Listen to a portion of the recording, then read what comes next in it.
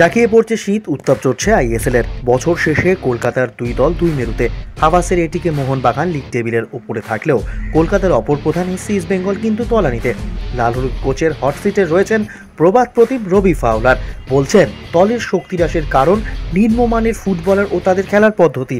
তার মন্তব্যে বিতর্ক দানা বাঁধলেও শেষ দুটি ম্যাচে গঙ্গাপাড়ের দলের গঠনাত্মক ফুটবল নজর কেড়েছে সদস্য সমর্থকদের।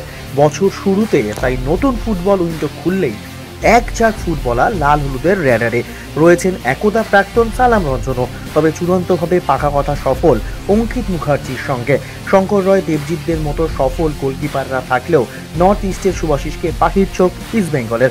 অপরদিকে সপ্তম বিদেশি ব্রাইটের দিকেও নজর থাকবে লাল হলুদ জনতার।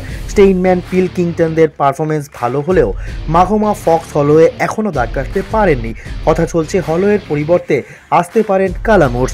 এখন দেখার নতুন বছরে লাল হলুদের আবেগের কতটা দাম রাখতে পারে টিম এসসি ইস্ট বেঙ্গল।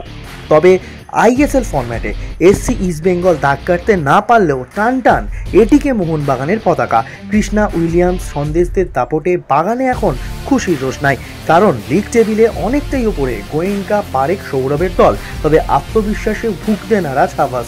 2014 সালে ও 2019-20 মৌসুমে আইএসএল ট্রফি তুলে দিয়েছিলেন এটিকে।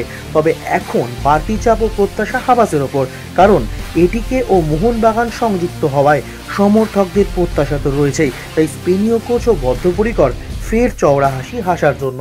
তবে আইএসএল লম্বা ম্যারাথন, রয়েছে অনেক চড়াই উতরাই। তাই কলকাতার দুই প্রধানই অনেক সাবধানী, বাকিটা সময়ের অপেক্ষা।